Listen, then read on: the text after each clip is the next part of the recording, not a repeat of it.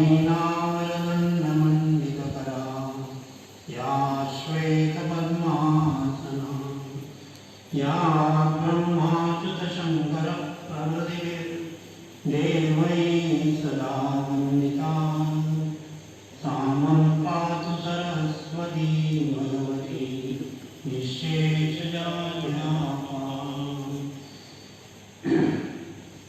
श्री योगेश्वरीच्या कृपेने आणि आपण सगळ्यांच्या उपस्थितीत आपण गेल्या रविवारी याचा थोडासा शुभारंभ केला.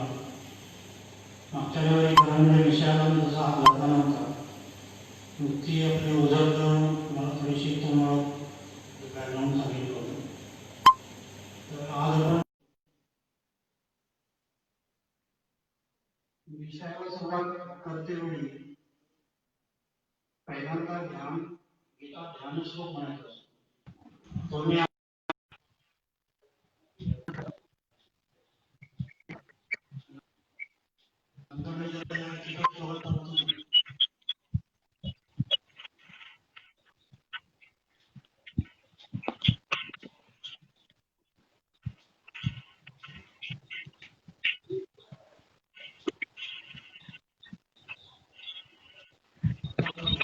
ध्यान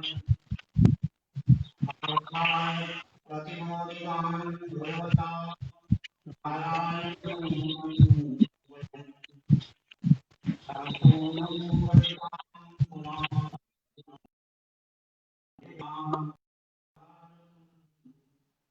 अद्वैतां तदवर्षीं भगवतीं अष्टादशाध्यायीं अम्ब त्वाम् अनुसन्दधामि गीते महद्वेषिणि। आता तुम्ही म्हणाल पार्थाय प्रतिबोधितां भगवतां नारायणेन स्वयं व्यासेन ग्रथितां पुराण मुनिना मध्ये महाभारतम् अद्वैतामृतवर्षिणीं भगवतीं अष्टादशाध्यायीम्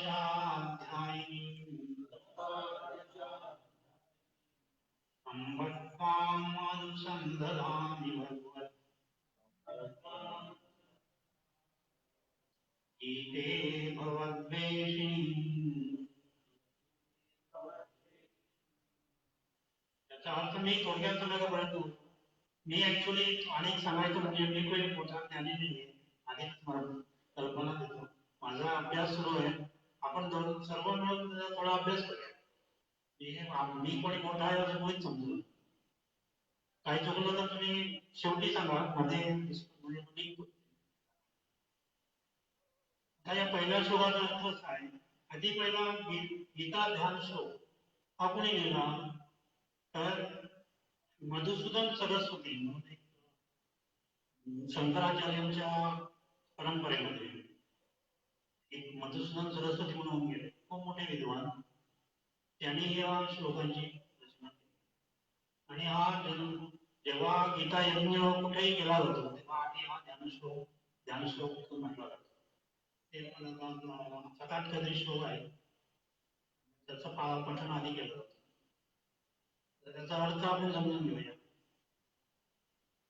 हे माते भगवद्गीते स्वतः भगवान नारायणाने अर्जुनाला उपदेश देऊन प्राचीन मुनी व्यासानी महाभारत रचित केले.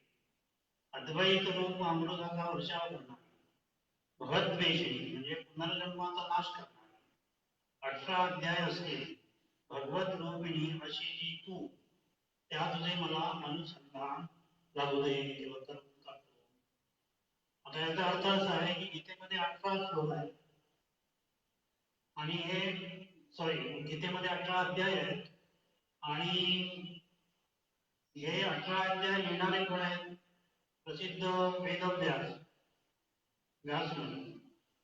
आणि ही जी गीता आहे ही प्रत्यक्ष भगवान नारायणाने भगवान नारायण म्हणजे कृष्ण भगवान नारायणाचे अवतार 8वा अवतार.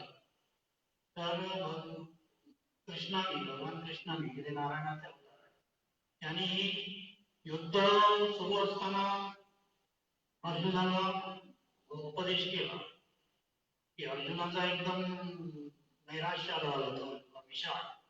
विषाद म्हणजे नैराश्य. त्यांनी सगळं आपलं धनुष्य वगैरे सगळं खाली ठेवलं आणि मी युद्ध करणार नाही हे ठाम कधीच नाही केलं. त्यामुळे त्याच्यावर मी एवढं नैराश्य म्हणजे काळोखाचं साम्राज्य दुसरं एखादी आंधी वादळ घुसायचं तसं त्याच्यावर ते भर होतं आणि त्यामुळे अर्जुन युद्ध करत नाही म्हटलं मग सगळं कारण तोच मेन मुख्य योद्धा तोच होता आणि त्यामुळे आणि यांना सगळ्यांना पुढा करणार कारण हे धर्म अधर्माचं युद्ध त्यामुळे यांना युद्ध तर होणारच होतं कारण ते भगवाननी ठरवलेलं त्यामुळे ते होणार नाही असं शक्य नव्हतं. त्यामुळे अर्जुनाला उपदेश केला त्यांनी एकदम त्याचा लाडका मित्र होता आणि त्यामुळे अर्जुनाला त्यांनी उपदेश केला आणि त्या 18 अध्यायामध्ये तो उपदेश आहे. आता कोणी प्रश्न करतो बा युद्ध सोडून भगवान काय उपदेश करत बसले तर त्याच्या मी मागच्या गेलो हे जे उपदेश जो केला तो आता किती केला कितपत केला किती वेळ केला हे आपण काय आपल्याला त्याला अपौरुषेय ते भगवान आणि अर्जुन झाले किती ऍक्च्युअली किती वेळ केला वेदव्यास ऋषीने आणि तो असा अप्रतिम असं ते संकलन आहे की ते जगभर त्याची ख्याती आहे. आपल्या गीतेमध्ये जे काय लिहिलेलं आहे ते सांगितलेलं आहे ते प्रत्येकाला त्याचा उपयोग आहे. व्यवहारी माणसाला आहे, गृहस्थाला आहे, साधकाला आहे, भक्ताला आहे. सगळ्या प्रकारचं त्याच्यात विषय आलेले आहेत आणि हा सर्वांगरूप असा तो ग्रंथ आहे. त्यामुळे प्रत्येकाने आपला आणि आपल्या हिंदूचा सनातन धर्मियांचा जो ग्रंथ असल्यामुळे प्रत्येकाने आपण त्याचे थोडा तरी अभ्यास करावा असं मला वाटतं. माझ्या मनात पण तशी जिज्ञासा जागृती झाली आणि मी त्याचा थोडासा अभ्यास केला आणि मी चाललोय की कोणी मोठं ज्ञानी नाही मिळालं तर याचा पहिल्या श्लोकाचा अर्थ असा आहे की व्यास मुनींनी ते 18 अध्यायामध्ये संकलन केलं. भगवान नारायणाने जी गीता अर्जुनाला सांगितली ती त्यांनी तिचा विस्तार करून 18 अध्यायामध्ये विस्तार करून ती ते लोकांच्या करता. आता अर्जुन शेवटी अर्जुन हे कोण होतो? अर्जुन हे एक तुमच्या आमच्याकडनं विचार अर्जुन एक रूपक असं म्हणायला हरकत नाही. अर्जुनाच्या रूपे सबन जगाला तो उपदेश आहे. सबन मानव सृष्टीला आणि सगळ्या मानव जगताला तो उपदेश आहे आणि त्यामुळे हे अलौकिक असं आहे. तर आपण आता दुसऱ्या श्लोकाकडे वळू. नमोस्तुते व्यास विशाल बुद्धे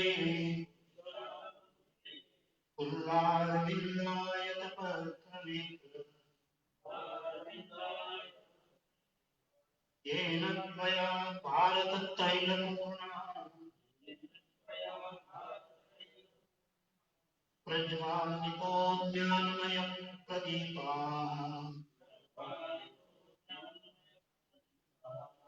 एखादा फुललेल्या कमलपत्रासारखे ज्याचे नेत्र असलेल्या त्या विशाल बुद्धी असलेल्या हे व्यासदेवाला उपमा आहे. ज्या तुम्ही महाभारत रूपी तैलाने भरलेला हा ज्ञानमय दीप प्रज्वलित केला त्या तुम्हाला आम्ही नमन करतो असं अर्थ आहे. म्हणजे महाभारत रूपी हे त्याची तैल तैल म्हणजे तैलबुद्धी आपण म्हणतो ही तैलबुद्धी तिथं आलेली आहे आणि त्या आपल्या तैलबुद्धीने त्यांनी ते सगळं संकलन केलं आहे. अतिशय उत्कृष्ट ज्याला काय दुसरं आणि त्याला पुढे काय लागलं दुसरा कुठलाही ग्रंथ तुम्हाला टिकावून धरू शकत नाही एवढं. त्यामुळे आणि त्यांचं त्याला उपमा दिली आहे कमलपत्राप्रमाणे आकर्ण नेत्र असते फुललेल्या कमलपत्राप्रमाणे फुललेलं कमळ आणि कधी छान दिसतं तसं त्यांचं व्यक्तिमत्व तसं होतं आणि त्यामुळे त्या व्यक्तिमत्वाला साजेशी त्यांची बुद्धी होती आणि आणि त्यांचं नेत्र विशाल बुद्धी कशी होती विशाल विशाल बुद्धी म्हणजे ते सामान्य बुद्धी नाही तुमच्या आमच्यासारखी बुद्धी नाही ते त्यांना सगळं ते ज्ञान होतं ज्ञान त्याचं होतं वेद द्वैत अद्वैत सगळं सगळं म्हणजे सगळ्या प्रकारचं ज्ञान त्यांना होतं म्हणून त्याला ते विशाल बुद्धी म्हणतात आणि भारत रूपी तैलाने भरलेला ज्ञानमय आणि हा हे जे 18 अध्याय आहे त्याच्यामध्ये ते 700 श्लोक आहेत 18 अध्याय म्हणजे 700 श्लोक आहेत आणि हे 700 श्लोक म्हणजे एक अमृतासारखं आहे म्हणजे आपण खरोखर अमृत प्यावं असे हे श्लोक आहे त्यामुळे हे ज्यांना हे स्फुरले ते त्यांची बुद्धी विचारली होती तर आपण तिसऱ्या श्लोकाकडे प्रपन्न पारिजाताय स्तोत्र वैत्रैक पाणये ज्ञानमुद्राय कृष्णाय गीतामृतदुहे नमः जो शरणागताला कल्पवृक्षासारखा आहे प्रपन्न पारिजात आहे पारिजात म्हणजे इथे कल्पवृक्ष म्हणतात आपण कल्पवृक्ष नावाच्या झाडाला म्हणतो पण वेदामध्ये किंवा आपल्या दोन्ही जे ग्रंथ आहे त्याच्यामध्ये पारिजाताला कल्पवृक्ष म्हटलेलं आहे एक प्रसिद्ध गोष्ट आहे तुम्हाला तुम्ही ऐकली असेल सत्यभामा आणि रुक्मिणी सत्यभामेच्या बाळ जागेत पारिजात वृक्ष होता त्यामुळे दोघीमध्ये भांडण असं काहीतरी गोष्ट आहे तर तो पारिजात शरणागतांना कल्पवृक्षासारखा असलेला पारिजात रथ हाकण्यासाठी ज्याच्या हातात चाबकाची काठी आहे आणि ज्ञानमुद्रेने अमृताने दोहन करणारा त्या कृष्णाला आमचा नमस्कार असतो असं त्याचा अर्थ आहे आता ज्ञानमुद्रा ज्ञानमुद्रा म्हणजे काय मला माहिती आहे का ज्ञानमुद्रा म्हणजे तीन सत्व रजतम गुण सत्व रजतम हे तीन गुण आहेत तर हा जेव्हा आपण मोठे अंतर खाली वळवतो तो हा अहंकार दाबला गेला आणि हे म्हणजे ज्ञानाचं बोल त्याला अंत म्हणतो त्याला ज्ञानाचं प्रतीक तर आणि ही अशी मुद्रा ज्ञान म्हणून कृष्ण काय असं जो शरणागताला कल्पवृक्ष कल्पवृक्ष म्हणजे आपण अशी कल्पना करतो की कल्पवृक्ष म्हणजे सगळं काही त्या वृक्षाकडनं आपल्याला मिळतं आपल्या ज्या काही मनोकामना आहेत त्या कल्पवृक्षाकडनं पूर्ण होतात म्हणून कल्पवृक्षाचं महत्व ते आहे म्हणून हे गीतारूपी जे गीता हे वाचल्यानंतर किंवा त्याचा अर्थ समजून घेतल्यानंतर आपल्या सगळ्या कामना आपल्या ज्या काही इच्छा आहेत चांगल्या इच्छा कामना म्हणजे मला इथं म्हणायचं नाही की कुठल्या इच्छा चांगल्या सद्वर्तन किंवा चांगल्या सद्वृत्ती त्या जोपासतात आणि आपलं मत ईश्वराकडे वळतं ज्ञान आणि श्रीकृष्ण कसं आहे तर त्याच्या रथ हाकण्यासाठी त्याच्या हातात तापकाची ताबूक आहे तापकाची काठी आहे हे आपण मला वाटतं चित्रांमध्ये बघतो तापकाची काठी असते ज्ञान वगैरे तो युक्त असून गीतारूपी आमचं जाते दोहन करणारा दोहन म्हणला म्हणजे गायीमध्ये आपण दूध काढतो तर दोहन करणं त्यामुळे गीतारूपी अमृत इथं गीतारूपी अमृताचं दोहन म्हणजे ते अमृत आपण जेव्हा त्याचा ते अभ्यास करतो तेव्हा जो याच्यावर चिंतन मनाला जातो ते म्हणजे ते अमृत पिण्यासारखं आहे कारण गीतेचा एक एक श्लोक हा अमृत सारखा आहे त्यामुळे त्याचा अर्थ आहे थोडक्यात हा असा आहे आणि त्या अशा ज्या श्रीकृष्णाने जी गीता अर्जुनाला सांगितली त्याला माझा नमस्कार असतो त्याचा अर्थ आहे पुढच्या श्लोकाकडे बोलू सर्वोपनिषदो गावो दोधा गोपाल नंदन पाहतो वत्स सुधीर भोक्ता दुग्धं गीतामृतामृत. इथं परत रूपक आहे. सर्व उपनिषदे या जणू गायी आहेत आणि या देशी गायी आहेत, जर्सी गायी नाही, बाहेरच्या संकरित गायी नाही. सर्व उपनिषदे या जणू गायी आहेत. गोपाल नंदन श्रीकृष्ण आणि ते दोन करणार, दोन करणार म्हणजे त्यांचं पालन पोषण करणार म्हणजे गवळी गवळी आहे. महान गीतारूपी अमृत हे दूध आहे आणि विवेकी जीव त्याचा उपभोग घेणारा आहे. आता इथं कल्पना अशी आहे की जी उपनिषद आहे, सध्या आपल्या ज्ञात उपनिषद 110 आहे. त्यातल्या 11 उपनिषदावरती श्री शंकराचार्य आद्य शंकराचार्यांनी भाष्य केलेलं आहे. ते उत्कृष्ट भाष्य आहे, त्यामुळे ते प्रमुख उपनिषद मानले जातात. ज्याच्यामध्ये बृहदारण्यक आहे, छांदोग्य आहे, मांडुक्य आहे, मुंडक आहे, ईशावाच्य आहे, केन उपनिषद आहे. अशी 11 उपनिषद आहेत. श्वेताश्वतर आहे, अशी 11 उपनिषद आहेत आणि बाकीचे बरीच आहेत. ज्याच्यामध्ये पण आता आपण अथर्ववेद म्हणतो ते उपनिषदच आहे. अथर्व वेदांत ते उपनिषद आहे. अशी बरीच उपनिषद आहेत. अमृत बिंदू म्हणून आहे आणि अशी बरीच उपनिषद आहेत. त्या जवळजवळ 500-600 होती असं इतिहासकार सांगतात. त्यातले 110 अजूनही ज्ञात आहेत. तरी सर्व उपनिषद म्हणजे गायी आणि त्यांना त्यांचं दोहन करणारा गोपाल म्हणतो श्रीकृष्ण. त्याचं सार आणि ते उपदेश केला तो उपनिषदांचा सार म्हणजे ते दूध. ते दूध कोणाला वत्स कोणीतरी अर्जुन. आपण काय करतो, आता आपलं गाईचं ते पाडत असतं ते आपण दूध पितो, नंतर उरलेलं आपण घेतो. ऍक्च्युअली ते अन्यायच आहे, पण काही लोक असे करतात की ते सगळं म्हणजे पाडव्याला काहीच देत नाही, सगळं आपणच काढतो. ते चुकीचं आहे. तिथं सगळं अमृत आपण पण ते अमृत मग ते पचत नाही. पाडसाचा हक्क आधी आहे, त्यानंतर मग आपला हक्क आपण, कारण आपण गाईचं पोषण पालन पोषण आपण करतो, त्यामुळे आपल्याला थोडासा हक्क मिळतो. पण खरा पहिला हक्क वाचला नसतो. पण इथं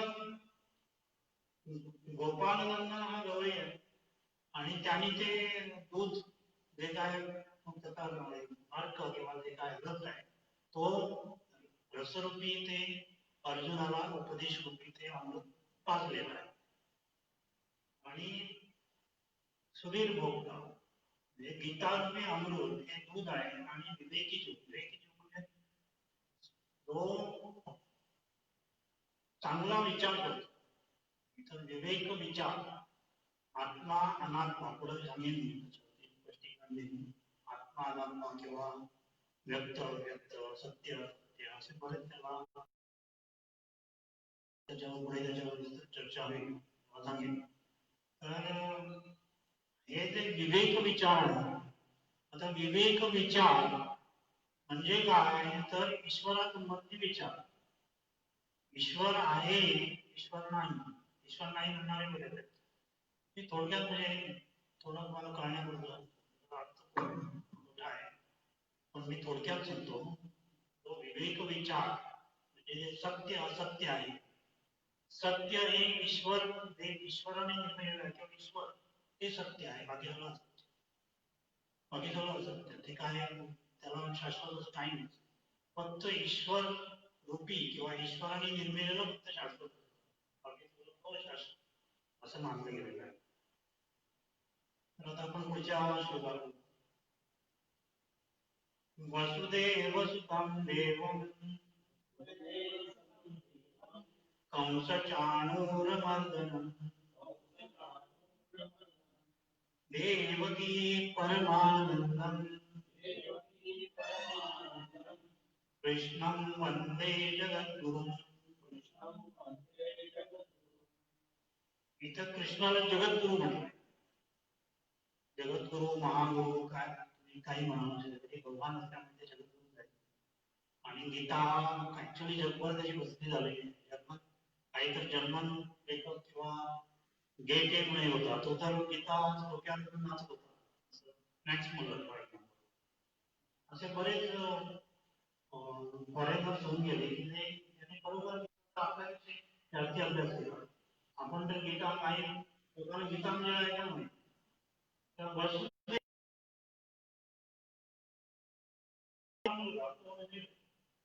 आणि ज्यांनी कंस आणि चाणू त्यांना मारलं, मर्दन केलं. त्यामुळे पुढे एक कंसाकडेच एक राक्षस होता, त्याला आधी त्यांनी पुढ्यावर मोर्चाला पाठवलं, त्याला आधी संपवलं. चाणूराकडे अजून एक काही दोघे होते ते, मला माहिती आहे, दोघे जण दोन राक्षस होते ते मथुरेला गेल्यानंतर आधी कृष्णाला कंसाने त्यांना आधी पाठवलं, दोघांना त्यांनी मारलं.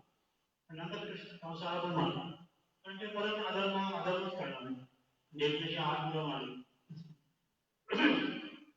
तर देवकी परमानंद, देवकीचा जो परमानंद जो साक्षात भगवान अवतार घेतला, तेव्हा त्याला बघितल्यानंतर आपल्याला जो परमानंद होतो, तो आनंद आपल्याला होतो, त्या रूपाकडे बघितल्यानंतरच आपल्याला आनंद होतो. त्याचा आणि तो कसा आहे, त्याला आपण बंधन करू कारण जगत म्हणून पुढं त्यांनी अर्जुनाला उपदेश केला आणि त्यानंतर त्याला संकल्पना किंवा कल्पना प्राप्त झाली.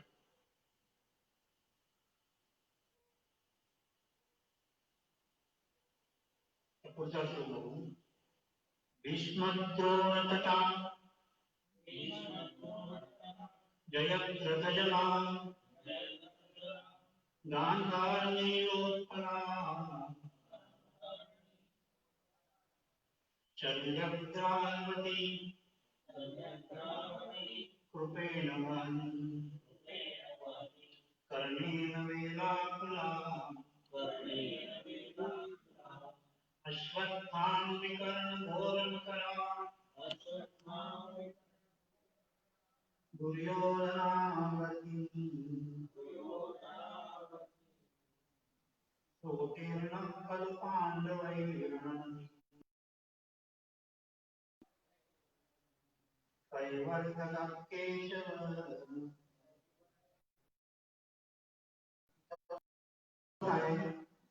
रणनदी म्हणताय, रणनदी म्हणजे आणखी नदी पांडव पार करतात, नदी पार करायला केशव म्हणजे कृष्ण त्यांना सहाय्य करतात.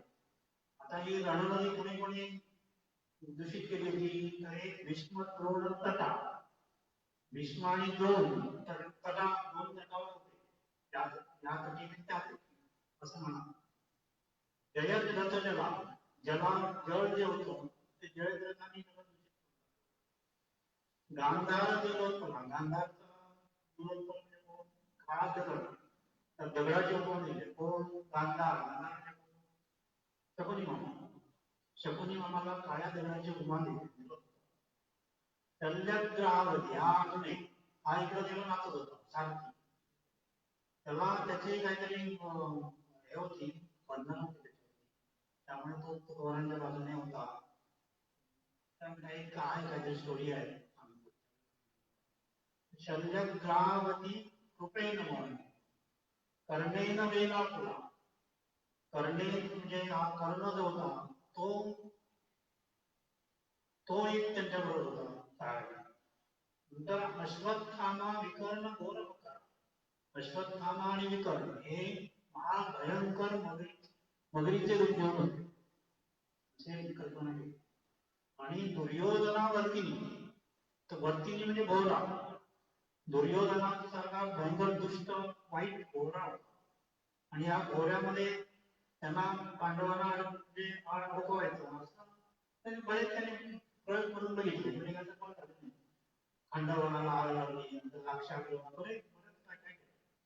त्यामुळे ते त्याला दुर्योधनाला घोऱ्याचं रूप दिलं, घोऱ्याचं त्याला नाव दिलं. सोतीर्ण खलु पांडवैर्, ही रणनदी, ही नदी पार करायला पांडवांना तर ही नदी पार करायची होती, कारण त्याला त्यांचं सगळं ठिकाण घेतलं होतं. ऍक्च्युली खरं सांगायचं म्हणजे पांडवांचं राज्य होतं, तुम्हाला माहिती असेल, पांडव राज्य करत सगळं पुरंदर राज्य काम देऊ. तर सोतेरला खरं पांडव ही रणनदी, पांडवांना ती नदी पार करायला कोणी मदत केली? कैवात केशव. केशवाने म्हणजे कृष्णाने यांना मदत केली. पुढं बोला. पाराशर्यवच सुलोचनमलं गीतार्थगन्धोत्कटम् नानाख्यानकेसरम् हरिकथा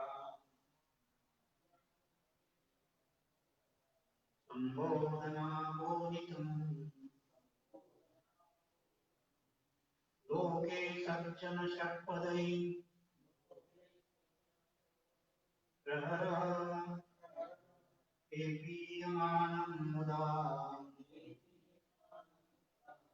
भूयाद्वारयमङ्गलम्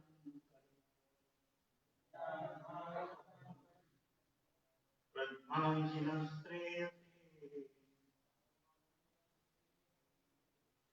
देव पराशर पुत्र व्यास. पाराशर्य पाराशर्य पाराशर ऋषींचे पुत्र व्यास. व्यास हे पाराशर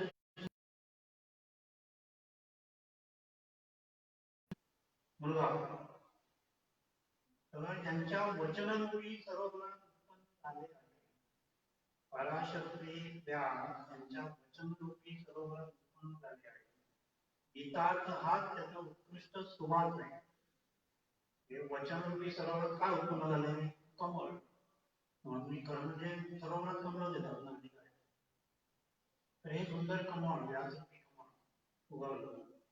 गीतार्थ हा त्याचा उत्कृष्ट सुवास आहे. आणि नानाविध आख्याने त्यातील केसर आहे.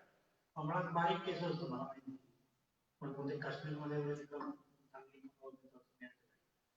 केशर वगैरे केशर म्हणजे ते आपण वापरतो ते केशर नाही. केशर केसर केशर म्हणजे ते कुठल्याही फळात असतं. कमळात ज्याला सुगंध असतो मला माहिती, तो ते असावा असावा. तर त्याचा उत्कृष्ट सुवास आहे. आणि नानाविध आख्याने हे त्यातील केसर आहे. जी नाना कृष्णाची जी नानाविध आख्याने आहे ते सुंदर त्याचं निरूपण व्यासाने केलेलं आहे. आणि हरिकथा हरिकथा सदुपदेशाने ते उभारलेले आहे. ते त्यांनी जो उपदेश केला तो त्यांनी व्यवस्थित त्याचं संकलन करून लोकांपर्यंत पोहोचावा या चांगल्या इच्छेने त्याचं संकलन केलं. मूळ उपदेश भगवानांनी अर्जुनाला केला. आणि त्यांच्या ज्या निरनिराळ्या त्यांच्या ज्या कथा आहेत त्याच्यामध्ये प्रत्येक कथेमध्ये काहीतरी एक तत्व आहे. असं नाही की त्यांनी उगीच जाऊन कोणाला मारलं असं नाही. त्याला आपण प्रत्येक त्यांनी जो असो मारले त्याच्यामध्ये काहीतरी एक तत्व आहे. ते आपण पुढं विषयी तेव्हा बघू. आणि या लोकी म्हणजे या भूलोकी सज्जनरूपी भ्रमराकडून ते प्रत्यय आनंदाने पुन्हा प्राशन केले जात आहे. काय प्राशन केले जात आहे? समजून गेले केशर आहे ते सज्जनरूपी भक्तावर भ्रमराकडून भक्तावर तिथं भ्रमर म्हटलंय. भ्रमर म्हणजे आपण ते आपण ते मधु जो आहे मध ते आहे शहद म्हणून ते आपण ते प्राशन करतो. जशी निर्मल कलिमल नाशक महाभारत कलिमल म्हणजे कलियुग. आणि हे कलियुगामध्ये हे महाभारत कमळ त्याचा जर आपण अभ्यास केला तर खूप कल्याणपूर्ण आहे. असं इथं पण म्हटलेलं आहे भागवतामध्ये. तर त्याच्यावरती भागवतामध्ये 13 अध्याय जो आहे तो त्याच्यावरतीच आहे. काय काय वाईट परिणाम आहे त्याच्यावरती का वाचावं भागवत त्याच्यावरती सुंदर निरूपण भागवताचं. पुढचा श्लोक घेऊ. मूकं करोति वाचालं पंगुं लंघयते गिरिं यत्कृपातमहं वन्दे परमानंद माधवम. श्रीकृष्ण परमानंद आहे आणि त्यांची जर कृपा झाली की कृपा भक्तीने जाऊ शकते किंवा श्रवण म्हणून अभ्यासाने जाऊ शकते. ती जर कृपा झाली तर इथं उपमा दिली आहे, मोकम करोति वाचा. तो मोका आहे तो बोलू शकतो. तुम्हाला वगैरे असू शक्ती आहे पण माहित नाही, पण कदाचित होऊ पण शकेल. कारण मला हल्लीच एक व्हॉट्सअपवरती एक व्हिडिओ आला, त्याला दोन्ही हात नाही आणि दोन्ही पाय नाही, असं नुसतं त्याला एक वरचं डोकं आहे आणि पण तो काय जोरात म्हणजे फास्ट स्विमिंग करतो. मग माझ्याकडे बहुतेक अजून असेल की कसं शक्य आहे, पण तो करतो. म्हणजे असं काही जे अकल्पित गोष्टी करतात. काहींचं हात पाय म्हणजे हात पाय नसतात, फक्त पायाची बोटं असतात, बोटात त्यांचं येऊन चित्र काढतात. मला माहिती असेल असे पण व्हिडिओ मी माझ्याकडे आले बघितलेले. तर हे अतिशयोक्ती आहे थोडीशी, पण आपला जर भगवानवरती ईश्वरावरती विश्वास असेल तर काही अशा सिद्धी प्राप्त होऊ शकतात.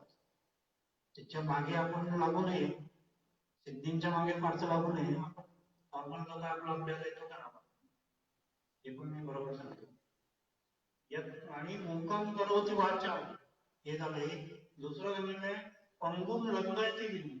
ज्याचे हातपाय म्हणले तो पर्वत पण आरोड म्हणजे पर्वत शिखर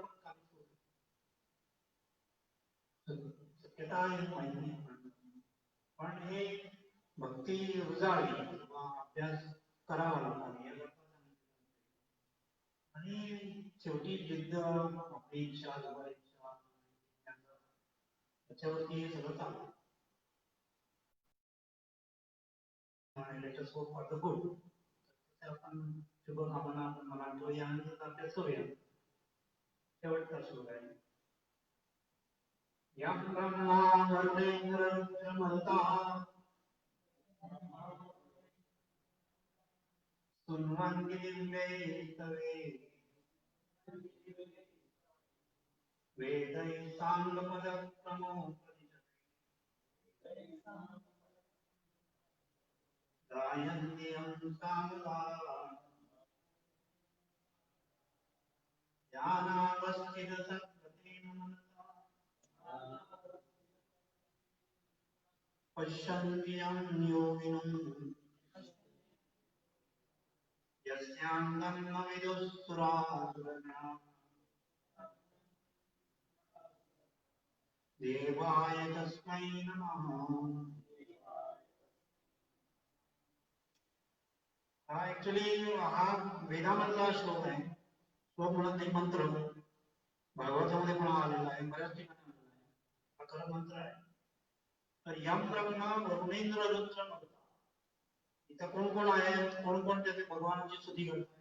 ब्रह्मा आहे, वरुण आहे, इंद्र आहे, कोण आहे, मरुद्गण आहे. हे याची दिव्य स्तवनाने स्तुती करतात. भगवान नारायणाची हे सगळे श्रेष्ठ ऋषी मुनी ते गायन करतात, स्तुती करतात, सामगायन करतात. सामगायन कोण करतात? जे ऋषी मुनी किंवा देववेद बोलणारे दशग्रंथी ब्राह्मण, अष्टग्रंथी ब्राह्मण गायन करतात, ते सगळे त्यांची स्तुती करतात. पद, प्रणव, उपनिषद यासह वेदाने ज्यांचे पान करतात, गान करतात. म्हणजे उपनिषदामध्ये वेदामध्ये वेदाचे 4 भाग आहेत, मंत्रसंहिता, आरण्य, ब्राह्मण आणि उपनिषद. उपनिषद सगळ्यात शेवटी त्याला ज्ञानमार्ग म्हणतात, ज्ञानकांड किंवा ज्ञानमार्ग. मंत्रसंहितेमध्ये नुसते मंत्र असतात, त्याच्यामध्ये पण थोडस ज्ञानमार्गाचा भाग असतो, पण फार कमी आहे. पण एकूण वेदाचा जेव्हा भाग असल्यामुळे सगळं एक ज्ञान आहे ते वेदापासून इथं त्याचा उगम वेदामध्ये सांगायचं. गीतेचा उगम सुद्धा वेद आणि उपनिषद, वेदामध्ये उपनिषद येतात, त्यामुळे वेदाचा हा भाग आहे.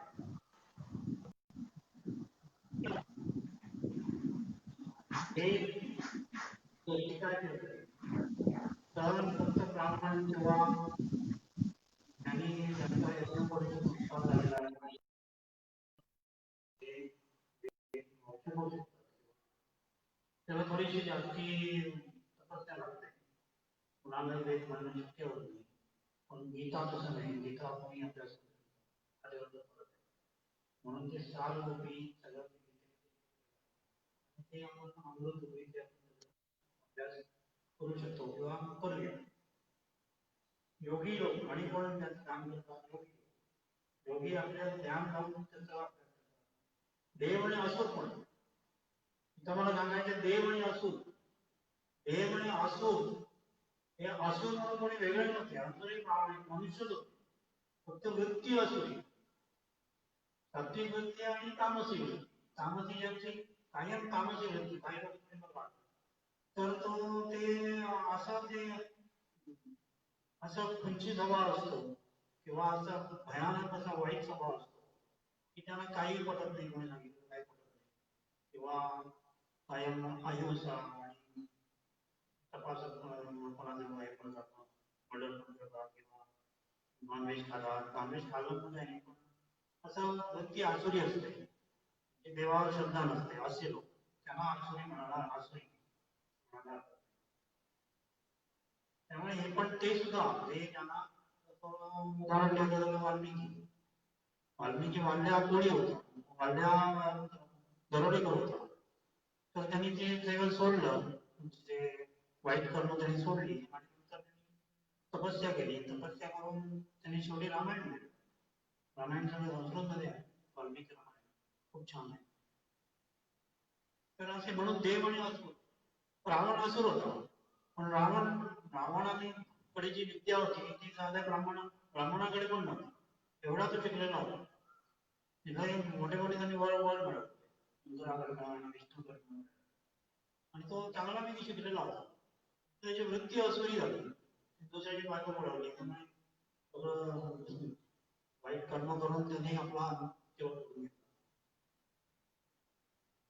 तर असे ज्ञानश्लोक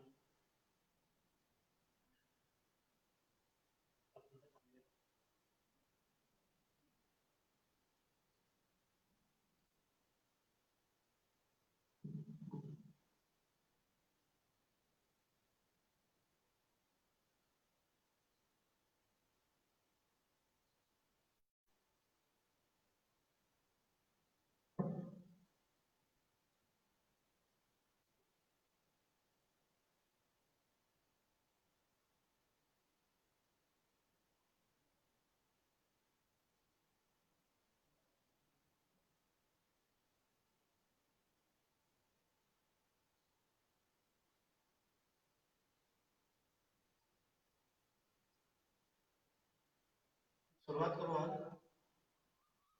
पहिला अध्याय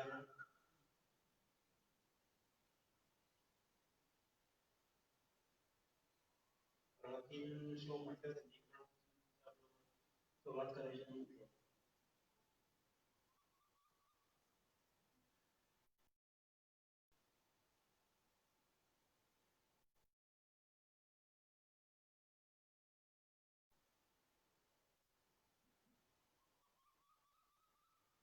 थोडासा परत पार्श्वभूमी सांगायची म्हणजे महाभारत युद्ध एकूण 18 दिवस चालतो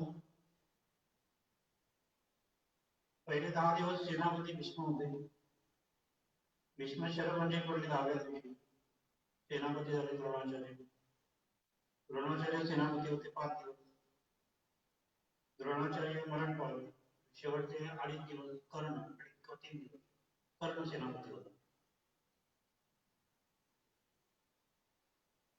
18व्या दिवशी युद्ध समाप्त झालं अतोनात हानी झाली असं इतिहासात लिहिलेलं आहे महाभारतातच लिहिलेलं आहे दोन्ही बाजू एक राज्य 66 करोड एवढे योद्धा म्हणा एवढे मरण पावले युधिष्ठिराला अनुस्मृतीद्वारे शेवटी अनुगीता म्हणून सांगितले त्याच्यामध्ये युधिष्ठिराला अनुस्मृतीद्वारे सर्व हानीचा कळाला महाभारत युद्धानंतर कौरवापैकी कोण जिवंत राहिला अश्वत्थामा जिवंत राहिला वाईट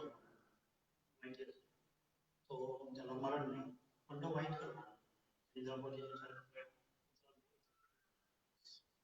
दुसरे राहिले जिवंत राहिले दोन पाच कृतवर्मा. पांडवांपैकी पाचही पांडव जिवंत राहिले. गेला तो अभिमन्यू गेला.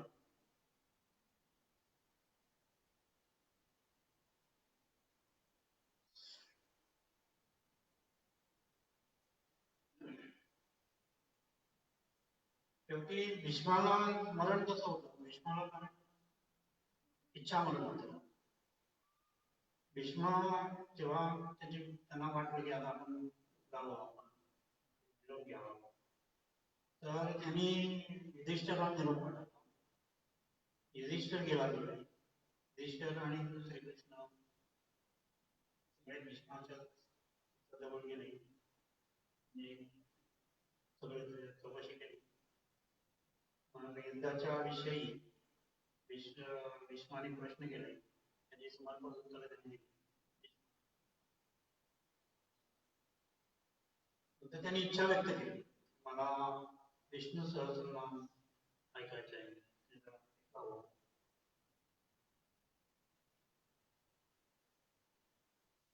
ते युधिष्ठिर त्यांना ऐकवत. युधिष्ठिर धर्म त्यांना विष्णू सहस्रनाम ऐकवत.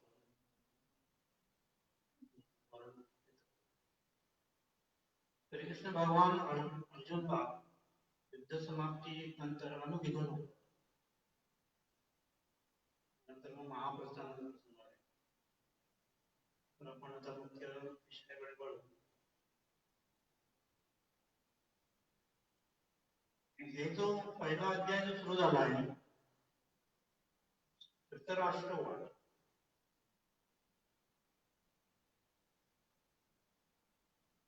हे पहिल्या दिवसाचं जेव्हा युद्धाची तयारी सुरू असते तेव्हा युधिष्ठिर प्रश्न करतो. प्रश्न कधी करतो? हे सगळं फ्लॅशबॅक आहे. 8-10 दिवस गेल्यानंतर संजयला विचारतो काय काय फ्लॅशबॅक आहे. तर धृतराष्ट्रवाद, धर्मक्षेत्रे कुरुक्षेत्रे समवेतायुयुत्सवा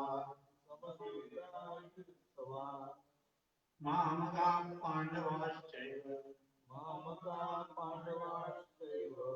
किम कुर्वत संजय. धृतराष्ट्र संजयला विचारतो, धर्मभूमी अशा कुरुक्षेत्र. तर धृतराष्ट्र धर्मभूमी म्हणतोय, आश्चर्याची गोष्ट आहे. आणि धर्म त्यांनी नुसतं तोंडात न द्यायचं, पण कधी तरी पाळलं. कायम आपल्या मुलांची त्यांच्या फार ओढ होती. म्हणजे मुलांबद्दलच त्याचे प्रेम, दुसऱ्या पांडवांबद्दल प्रेम नव्हतं. इतर प्रश्न विचारताना ते तसंच विचारतो की हे संजया, धर्मभूमी अशा जमलेले युद्धाची इच्छा करणारे माझे पुत्र आणि पांडूचे पुत्र यांनी काय काय केलं ते पांडवला म्हणत होते. पांडूचे पुत्र माझे पुत्र म्हणत होतो. दुर्योधनाविषयी त्याला, दुर्योधन जो काय सुरुवातीला काही वेळा तो हे करायचा, हे बरोबर नाही, दुर्योधनाचं कळायचं. दुर्योधनाने जरा काही सांगितलं की असं नाही तो हा म्हणून आता तो त्याचा विचित्र स्वभाव, म्हणजे निर्णय घेण्याची कुवत नव्हती. संजय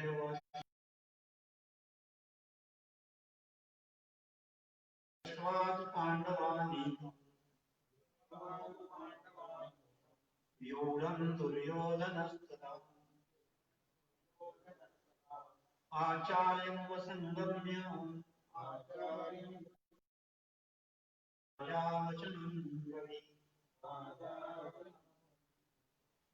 तेव्हा पांडवाचे सैन्य उभे झालेले पाहून राजा दुर्योधन द्रोण आचार्य वचन बोलला. काय करणार? दुर्योधनाने पांडवाचे कोणी केली होती? अश्वत्थामा. द्रोणाचा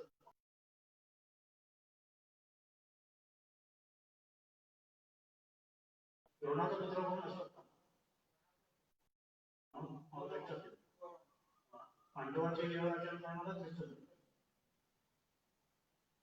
पांडवांनी काय काय विवाहाच्या केली आहे हे दुर्योधनाने उभं राहून बघितलं. असं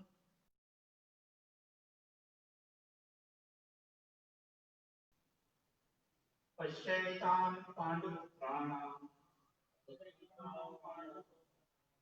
आचार्यवतिञ्चम्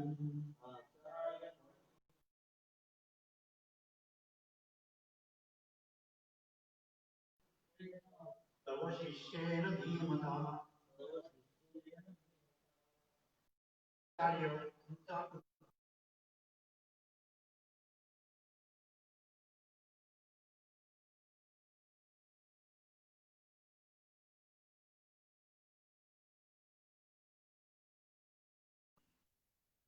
बुद्धिमान शिष्य आचार्य द्रोणाचार्याचा शिष्य द्रष्टव्य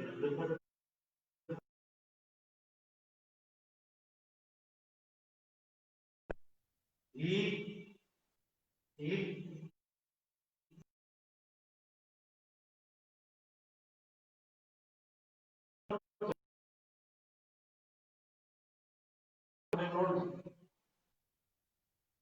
दुर्योधन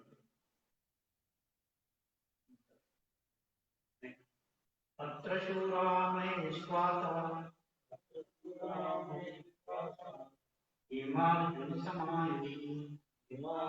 समायुधि युयुधानो विराटश्च द्रुपदश्च महारथः. येथे युद्धात भीम आणि व अर्जुन यांच्या तोडीचे महाधनुर्ध आहे, तसे शूरवीर आहे. त्यात युयुधान आहे, युयुधान सांगते की विराट आहे, द्रुपद आहे. कोण सांगतो? दुर्योधन. दुर्योधन काय सांगतो? युद्धात त्यांच्याकडे कोण कोण आहे? भीम आहे, अर्जुन आहे आणि त्यांच्या तोडीचे प्रत्येकी आहे, विराट आहे, द्रुपद आहे. हे रथी महारथी त्यांच्याकडे आहे. तर ते सगळं रिपोर्टिंग झालंय. दृष्टकेतुश्च कीटान् काशीराजश्च वीर्यवान् पुरुजिन् कुन्तिभोजश्च दैवश्च नरपुङ्गवाः. आणि कोण आहे? दृष्टकेतू आहे, चेकितान आहे, बलवान काशीराज आहे, कुंतीभोज पुरुजित आहे, नरश्रेष्ठ सभ्य आहे. युधामन्युश्च विक्रांत उत्तमौजाश्च वीर्यवान् सौभद्रो द्रौपदेयाश्च सर्व एव महारथः. पराक्रमी युधामन्यू अभिमन्यू. आणि कोण कोण आहे? अभिमन्यू, पराक्रमी अभिमन्यू आहे, उत्तमौजा आहे, सुभद्रा पुत्र हा युधामन्यू दुसरा पुत्र, सुभद्रा पुत्र अभिमन्यू आहे आणि द्रौपदीचे पती शिष्य मुलगी आहे, मुलाचे नाव मला नाही. हे सर्वच महारथी आहेत, असे पांडवांकडे आहे. सगळं रिपोर्टिंग चाललंय. अस्माकं विशिष्टाये आणि बोधद्विजोत्तमम् नायकानव सैन्यस्य संज्ञातं ताम्रवीमिते. हे द्विजश्रेष्ठ, आमचेही पक्षातील जे प्रमुख योद्धे आहेत त्यांना तुम्ही जाणून घ्यावा.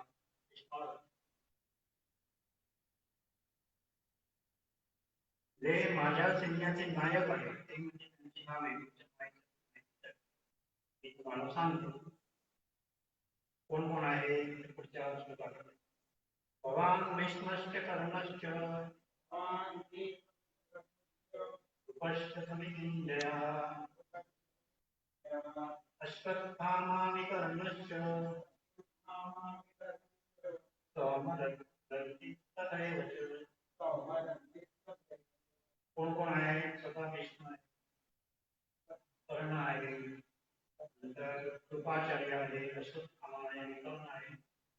जानकी म्हणजे जयदत्त तो आहे. पुढे अन्येच बहवशूरा मदर्थे त्यक्त जीविता नाना शस्त्र प्रहरणा सर्वे युद्ध विशारदा. अजूनही बरेच युद्धे आहेत ते आपल्या अजूनही बरेच भावा युद्धे आहेत. खूप शिववीर आहेत ते सर्वजण नानाविध शस्त्रे चालवणारे आणि युद्धामध्ये अति कुशल असे योद्धे आहेत. स्वतःची पाठवून अपर्याप्तं तदस्माकं बलं भीष्माभिरक्षितम् पर्याप्तं विदमेतेषां बलं भीमाभिरक्षितम्. इथं दोन अर्थ आहेत समजून. तर असं आहे अर्थ की भीष्म आमच्याकडे भीष्म आहे, तो एकटा सगळ्यांना करून होणार आणि ते ऍक्च्युली करत होता. तो वस्तू आठ वस्तूपैकी त्याला त्याच्या काही असतं त्याच्याकडे पण काही दोष होते तर एक भीम भीष्म पुरेस आहे सगळ्यांना करून पांडवांना करून पर्याप्त भीम आणि त्यांच्याकडे भीम अर्जुन असते. आणि अर्थ असा आहे की दुसरा अर्थ असा आहे की भीष्म जरी आपल्याकडे असतो तरी ते अपर्याप्त आहे, म्हणजे पुरेसं नाही. अर्जुन आणि भीम यांची शक्ती पण अफाट आणि उत्कृष्ट आहे. त्यामुळे हे काय तरी बळ समान वाटत नाही. दोन अर्थ निघतात. काही पुस्तकात असा अर्थ तसा अर्थ म्हणजे तो घ्यावा. पण दुसरा अर्थ मला योग्य वाटतो. जरी भीष्म त्यांच्याकडे बाजूने असतो तरी बाजू बळकट होती कृष्णामध्ये. तिथं भगवान आहे तिचा विजय ठरलेला नाही. मोठे असू काय सांगणार वाटतं आपण त्याला पुढे घेतो म्हणजे अर्थ नसेल त्याचा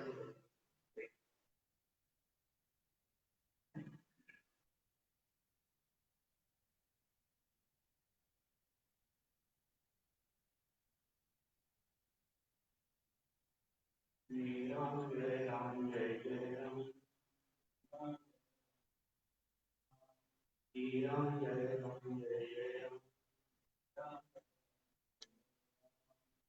राम जय राम जय राम.